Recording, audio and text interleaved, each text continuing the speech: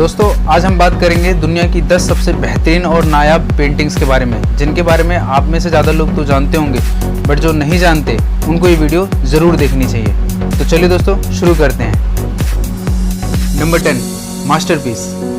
यह पेंटिंग 1962 में रॉय लिंचस्टीन ने बनाई थी, जो एक कॉमिक बुक की ड्राइंग थी। जनवरी 2017 में एग्नेस गुंड ने इस पेंटिंग को बेचा। इस पेंटिंग को बेचने का मकसद था आपराधिक न्याय सुधार के लिए एक फंड बनाया जाए, जिसे आर्ट ऑफ जस्टिस फंड कहा जाता है। दोस्तों यह पेंटिंग 165 मिलियन यूएस डॉलर में बिकी, जिसे स्टीवन ए कोहेन ने खरीदा।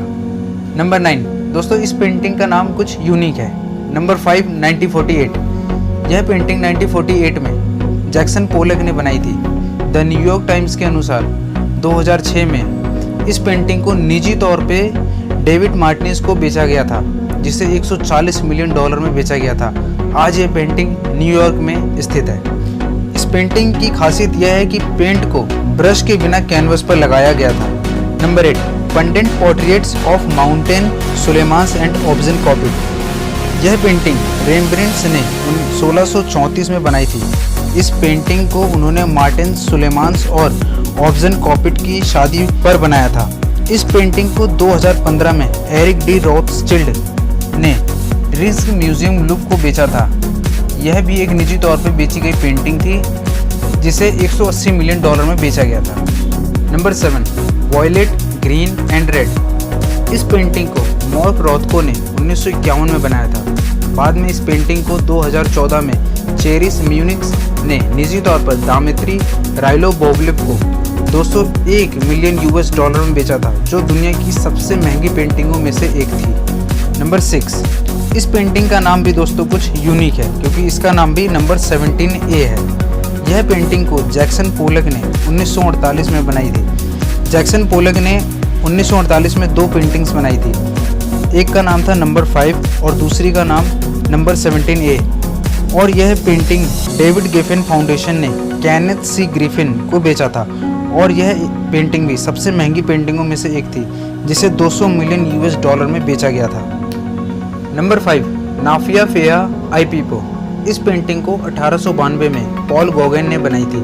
नाफिया फेया आई पीपो ये एक फ्रेंच शब्द है, जिसका मतलब होता है तुम शादी कब करोगे। इस पेंटिंग को 2015 में रूडोल्फ स्टेसलेन के परिवार द्वारा निजी तौर पर शेख अल माइसा बिन अहमद अल थानी को 210 मिलियन यूएस डॉलर में बेचा गया था। Number 4, the card players.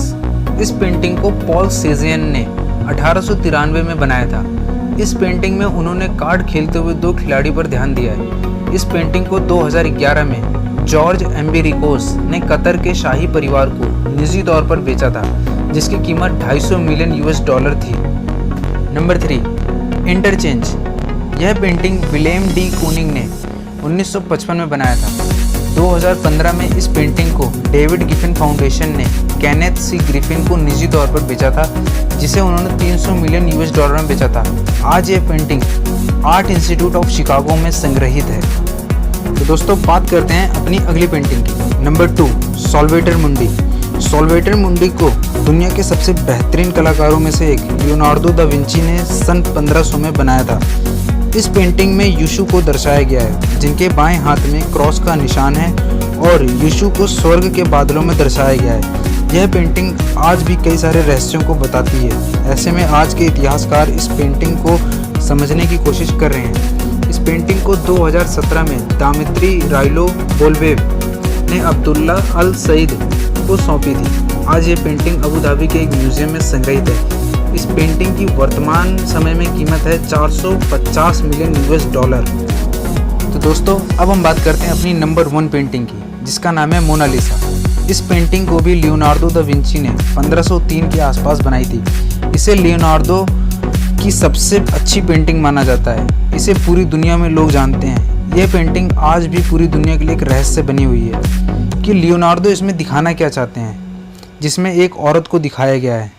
यह भी कई सवाल उठाती है। हालांकि इतिहासकार आज इसका राज निकालने में दिन रात लगे हुए हैं। इस पेंटिंग को पूरी दुनिया की सबसे महंगी पेंटिंग माना जाता है, जिसकी वर्तमान समय में कीमत है लगभग 850 मिलियन यूएस डॉलर।